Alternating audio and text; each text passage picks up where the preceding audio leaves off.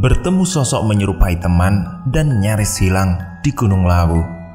Cerita ini ditulis oleh Ed Icadai. Linknya ada di kolom deskripsi ya.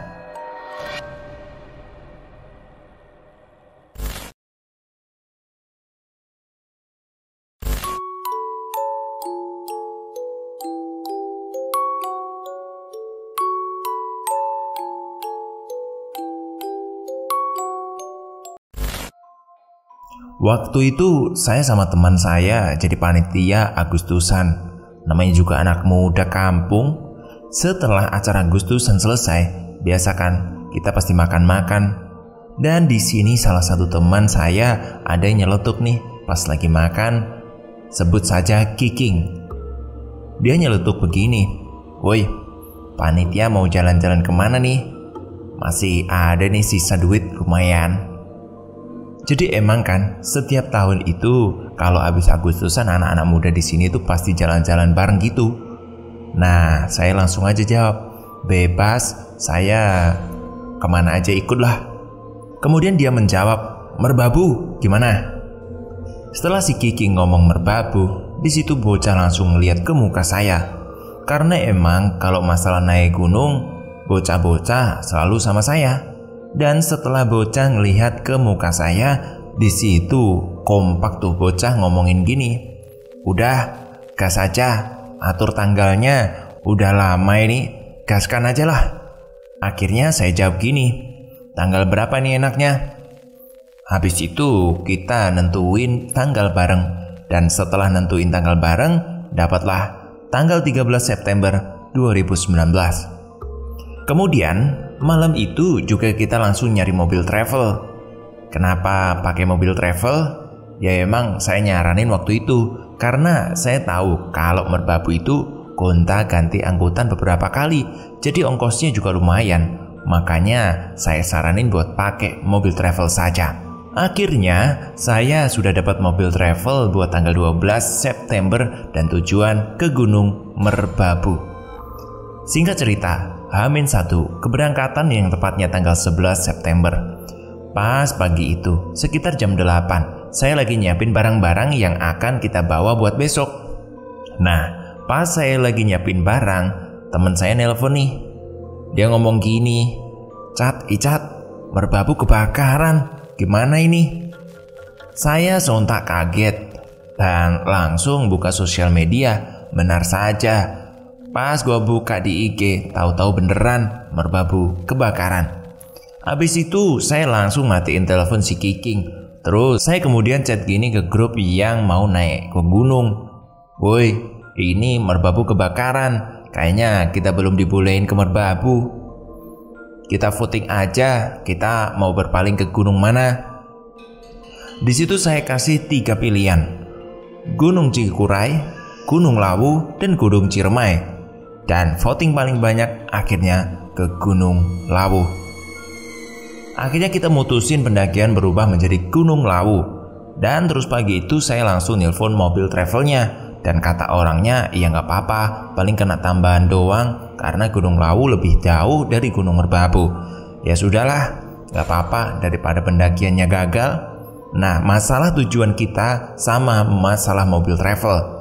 Dan waktu malam saya tongkrongan kan, mau ngobrolin masalah logistik.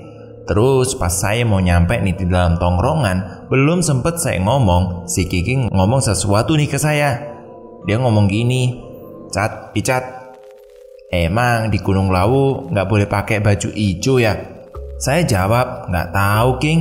Habis itu saya langsung searching tuh masalah baju hijau. Pas saya searching, emang sih beberapa artikel yang bikin artikel tentang mitos baju hijau itu. Kenapa si Kiki nanya baju hijau ya? Karena baju komunitas kampung saya itu warnanya hijau. Saya ngomong gini aja, "Ya udah bawa baju, nggak apa-apa. Nanti kita tanya lagi sama yang ada di sana, oke?" Di hari keesoknya, 12 November.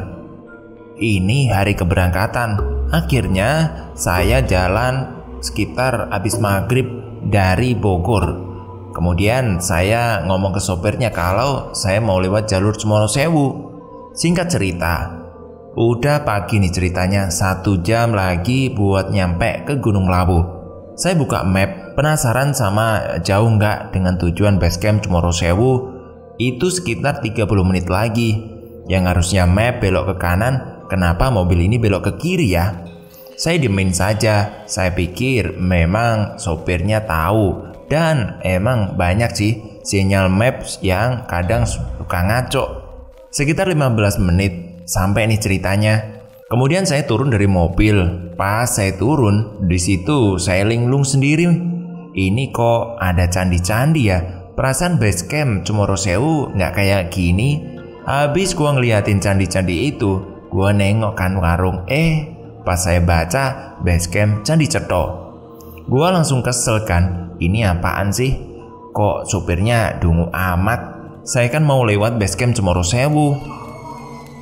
Saya akhirnya ngomong ke sopirnya, "Bang, ini kita lewat Candi Cetho. Perasaan saya tadi mau lewat Cemoro Sewu."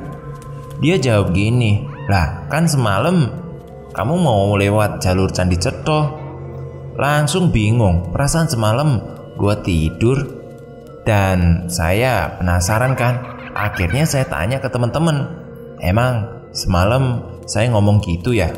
Akhirnya beberapa bocah ngomong, "Iya Cat, semalam lu ngomong, masa lu lupa?" Udah dari situ gue diem saja, gak ngomong apa-apa lagi. Biarlah, udah terlanjur sampai juga. Kemudian saya nanya sama orang sini, namanya saya juga gak tahu jalur ini kan. Dan sebelumnya saya searching, itu jalur Cemoro Sewu bukan jalur Candi Cetho. Setelah saya nanya, taunya Candi Cetho itu jalur terpanjang dari semua jalur yang ada. Tetapi agak landai, gitu katanya.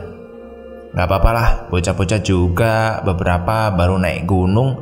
Oh iya lupa, saya mau ngasih tahu kalau saya naik Gunung Lawu 9 orang ya. Saya, Kiking, Bob, Ahmad, Lutfi, Wahyu, Yayan, Ambon, dan Kumari. Tetapi yang saya sebut di dalam cerita ini cuma beberapa, jadi kalian pasti ingat. Kita lanjut. Setelah saya packing, akhirnya saya jalan di sekitar jam 9-an buat ke loket Simaksinya. Yang nggak tahu loket Simaksi itu kayak tempat buat ngisi data-data pendakian gitulah. Pas saya mau ke loket sambil ngisi-ngisi data pendakian, temen saya si Bob nanya gini ke petugasnya yang masalah baju itu. Dia nanya gini, "Mas permisi, mau nanya nih, apa bener sih di Gunung Lawu ini nggak boleh pakai baju hijau?" "Nggak apa-apa kok, itu cuma mitos dari orang-orang sini saja mas. Karena kalau baju hijau itu warnanya nyaru sama daun. Yang penting sopan santun saja," sambil senyum dianya. Setelah petugasnya ngomong, kita pada seneng kan, akhirnya bisa pakai baju komunitas kita. Karena baju ini memang baru banget dibikin, jadi sayang kalau nggak dipakai. Tapi setelah itu saya ngomong gini ke bocah-bocah, "Baju yang kita pakai itu yang mau muncak aja ya men. Sekarang pakai baju yang lain aja dulu." Dan mereka semua jawab, "Iya Cat, iya, oke." Sehabis itu kita ngisi data-data, kita mulai naik. Sekitar jalan 10 menit dari pos Simaksi. Di situ kan kayak ada pendopo, kayak candi-candi gitu dah. Itu pas saya lewat, kenapa hawanya beda banget, beda pokoknya. Akhirnya kita mulai jalan lagi setelah melewati pendopo itu. Saya mulai pendakian lagi. Jam 10, saya dan teman-teman akhirnya sampai di pos 1. Kemudian kita jalan lagi jam 12. Saya sampai di pos 2. Masih nggak ada apa-apa. Dan akhirnya saya jalan ke pos 3. Di sini saya memakan waktu kurang lebih 3 jam dari pos 2 dan pos 3. Ya karena memang caranya lumayan jauh. Setelah saya sampai di pos 3 sekitar jam 3, itu bocah-bocah pada ngeliat capek banget. Nah gak lama kemudian pendaki lain nanya, "Bang, mau ngecamp di mana bang?" "Di pos 4 paling bang. Lihat situasi kondisi juga ini bang." Dia jawab gini, "Oh di pos 4, saya mah mending di pos 5 bang daripada di pos 4. Kemudian saya akhirnya bingung, maksud dari orang ini apa kok ngomongnya gitu. Kesannya pos 4 itu serem. Akhirnya dia cabut dan jalan duluan. Gak lama kemudian dia jalan. Saya nanyakan ke bocah-bocah, "Woi, kita ngecamp di pos 4 apa pos 5 nih? Karena emang posisi udah mendung juga ini. Dimana aja Cat, bebas, kita ngikut kamu aja." Akhirnya kita mulai lanjut ke pos 4. Pas lagi dalam perjalanan ke pos 4, tiba-tiba teman saya muntah. Kumari namanya. Saya ngomong gini, "Ya udah, kita ngecamp di pos 4 aja ya." Habis itu saya ngomong lagi, "Ya udah, kita duluan aja di pos 4 sama Kiking, nyari lapak buat bangun tenda. Sini tukeran kerilnya, biar keril tenda saya bawa." Habis itu akhirnya saya duluan sama Kiking mencari tempat untuk membuka tenda nanti. Setelah 30 menit akhirnya saya naik buru-buru. Pas sampai ke pos 4, tahu-tahunya lapak tenda cuma buat 2 tenda saja. Dan saat itu lapak itu udah ditempatin sama pendaki lain. Akhirnya saya duduk di pos 4 itu sebentar sambil ngerokok. Saya masih bingung, bocah-bocah capek banget, mendung juga. Terus di pos 4 juga udah penuh lapaknya. Akhirnya saya nanya nih sama yang diriin tenda, "Bang, baru mau naik apa mau turun?" Dia jawab gini, "Mau turun bang, ini juga lagi siap-siap mau turun." Pikiran saya, alhamdulillah akhirnya dapat lapak juga. Di situ sama Kiking langsung ngeluarin tenda dua-duanya dan biar bisa ngunci lapak gitu. Sampai nih anak-anak di pos 4 ceritanya. Udah kan, akhirnya kita mutusin buat bermalam di sini. Dan malam itu masih nggak ada kejadian apa-apa. Dan alhamdulillah ya, akhirnya bisa istirahat dengan anak-anak. Keesok harinya, summit seger lah. Semua berjalan dengan lancar. Singkat cerita, jam 3 pagi alarm summit berbunyi. Akhirnya saya bangun, saya masak berdua sama Kiking. Setelah udah jadi makanan, saya akhirnya bangunin anak-anak. Woi, bangun woi. Sudah summit nih, ayo kita makan." Ketika semuanya sudah bangun, kita makan bareng dan mengisi tenaga. Setelah semuanya makan dan sudah siap, akhirnya kita summit ke puncak Gunung Lawu. Nah, mulai dari sini nih, kejadian aneh sebelum-sebelumnya benar-benar diperlihatkan. Setelah kira rapi-rapi, gua ngomong ke anak-anak begini, "Baju komunitas bawa aja atau dipakai tapi pakai jaket lagi ya." Akhirnya kita mulai naik jam 4 subuh, mulai muncak ke Gunung Lawu. Dan pos selanjutnya yang bakal saya temui di pos Bulak Peperangan. Sekitar 1 jam kita nanjak sampai akhirnya di pos 5 Bulak Peperangan. Biasanya kan kalau saya naik itu selalu jadi sweeper. Sweeper itu yang paling belakang ya. Terus karena udah nyampe di Bulak Peperangan, kita mutusin buat lanjut terus bablas. Posisi saya masih paling belakang dan di depan saya ada Lutfi namanya. Nah, di pos Bulak Peperangan itu kayak ada bekas pohon tumbang. Setelah si Lutfi ngelewatin pohon tumbang ini, dia tiba-tiba berhenti. Terus nengok ke belakang. Nengok terus sekitar 10 detik ke belakang. Akhirnya saya nanya karena posisi saya ada di belakang dia. "Pi, lu kenapa nengok-nengok ke belakang?" Enggak Cat, enggak apa-apa." Saya nanya, "Jawab ge yang jelas." Udah kan. Akhirnya saya nggak mikir macem-macem. Singkat cerita, akhirnya sampai nih saya di warung Mbok Yem. Jadi warung Mbok Yem itu di pos terakhir sebelum sampai ke puncak Lawu. Akhirnya kita beristirahat sebentar. Kita lanjut lagi buat ke puncak Gunung Lawunya. Nah, di sini posisi saya ada di depan jalur pertama dan bilang gini, "Ayo jalan duluan." Dan saya yang terakhir ya.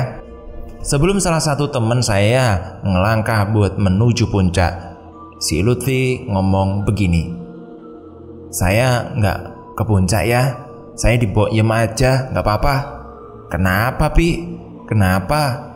Itu dikit lagi kok padahal udah kelihatan." Nggak apa-apa beneran. Saya di sini aja Cat. Capek, nggak kuat. Perasaan tadi gagah-gagah aja nih anak, tapi kok tiba-tiba aneh gini.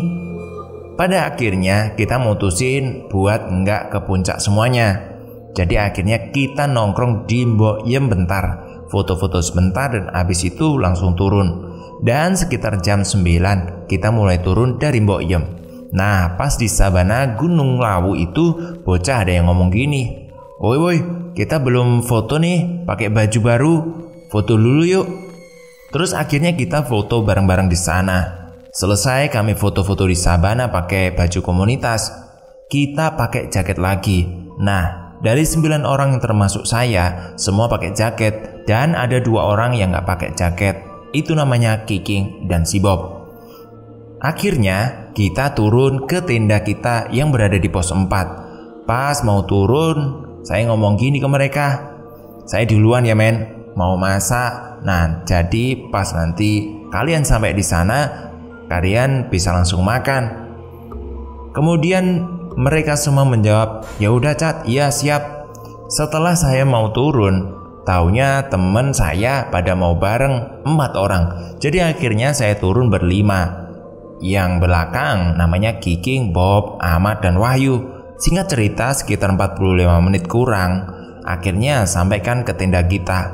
Akhirnya kita masak dan bocah-bocah turun bareng sama-sama.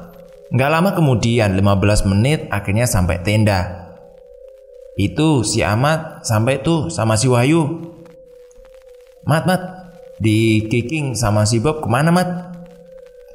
"Iya Cat, di belakang kali ya. Soalnya tadi dia lewat jalan pintas gitu. Saya kira juga udah pada nyampe. Malah saya nyampe duluan." Udah kan, habis itu saya mikir kalau bocah masih di belakang, ngerokok dulu kek atau gimana.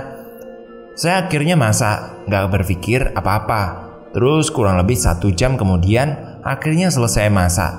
Ini bocah kemana ya? Kok gak nyampe-nyampe? Aneh banget. Si Ahmad pun mondar-mandir, dia kayak orang kebingungan. "Lu Mat, kenapa Mat? Kok mondar-mandir?" "Nggak apa-apa Cat." "Kenapa Mat? Bego nih, cerita-cerita." Akhirnya dia ngomong gini, "Iya Cat, jadi ceritanya tadi kan setelah dari sabana itu ada kayak pertigaan gitu. Nah, pas di pertigaan itu sebelumnya saya nyaranin buat lewat situ bocah-bocah. Lewat sini aja kayaknya cepet, tinggal lurus doang. Taunya si Bob sama Kiking langsung turun tuh ke jalur situ. Habis dia berdua turun ke jalur situ, si Kiking ngomong kan ke saya, tiba-tiba pikiran saya nggak mau Cat lewat situ, nggak tahu kenapa. Padahal sebelumnya saya yang nyaranin untuk lewat situ. Si Wahyu juga nggak mau diajak. Habis itu saya turun. Dan saya mikir si Kiking sama si Bob bakalan sampai duluan. Taunya sampai sini mereka belum nyampe. Dan sampai sekarang udah 1 jam dan mereka belum sampai. Di situ suasananya udah mulai panik. Terus akhirnya kita mutusin bagi-bagi tugas. Karena saya masak belum selesai, akhirnya saya terusin masak. Si Wahyu, Ahmad, sama si Kumari naik lagi sama si Kiking dan si Bob. Di situ saya berdoa terus semoga nggak terjadi apa-apa dengan mereka. 30 menit kemudian, bocah masih belum nyampe juga. Di sini saya sudah mulai mikir karena memang jaraknya lumayan ke sana jadi agak lama. Setelah 1 jam belum sampai, di situ udah jam 12 kurang lebih. Karena kita juga mau ngejar waktu mobil travel kan. Nah, di sini saya mau naik ke atas lagi. Saya udah bener-bener panik pokoknya saat itu. Itu bocah sampai juga akhirnya, alhamdulillah. Akhirnya saya nanya ke mereka, "Lu kemana King, Bob?" Dia jawab singkat, "Nanti aja Cat, kalau udah di bawah saya bakal ceritain semuanya." Terus akhirnya kita makan-makan bareng. Karena itu masalahnya udah mateng. 1 jam berlalu nungguin Kiking sama si Bob. Selesai makan, kita akhirnya rapi-rapi dan packing untuk turun. Sekitar jam 1-an kurang lebih, saya nyampe pos 1 sekitar jam 5. Sebelum maghrib lah pokoknya. Dan akhirnya kita ke si Kumari. Kum kamu duluan aja, nanti bilang sama sopir ya. Dikit lagi kita udah nyampe, biar nggak kena denda gitu. Habis saya ngomong gitu, si Kumari langsung lari tuh ke bawah sendirian. Terus saya jalan lagi. Sebelum pendopo Kayak candi-candi gitu maghrib tiba. Saya mutusin buat berhenti dulu. Kan sama-sama anak-anak juga. Setelah maghrib, saya terusin jalannya. Dan seperti biasa, saya lewat pendopo itu. Hawanya beda banget. Kerasa. Untungnya saya rame-rame dan juga ada pendaki lain juga. Sekitar jam 7, saya nyampe base camp. Akhirnya udah nih. Selamat pokoknya. Di sini semua pada bersih-bersih dulu, makan dan segala macam. Habis makan, kita pulang. Nah, di situ baru pada berani cerita. Si Lutfi dulu cerita begini. Masih ingat yang si Lutfi nggak mau ke puncak gara-gara dia dibilang nggak kuat capek. Pas waktu di pos terakhir, tahu-taunya dia cerita begini. Dia takut terjadi hal yang gak diinginkan. Soalnya dari awal summit pas di pos 5 atau bulak peperangan udah gak beres, Cat. Kata dia, masih inget gak? Yang Lutfi berhenti di pos 5 di bulak peperangan yang dia nengok ke belakang. Nah, di situ dia cerita gini. Si Lutfi ngelihat si Ahmad turun ke bawah, padahal itu di belakang dia cuma saya doang. Dan abis nengok ke belakang, dia nengok ke depan lagi. Tahu-taunya si Ahmad ada di depan dia. Berarti yang turun siapa dong? Ya entahlah, makanya dia gak berani ke puncak, takut terjadi hal yang gak diinginkan. Setelah itu, kita akhirnya turun dan kejadian aneh selanjutnya. Si Kiking dan si Bob nyasar. Dan kesaksian dari si Kiking si Bob bakalan mereka yang menceritakannya sendiri. Apa yang terjadi dan apa yang mereka rasakan pada saat itu.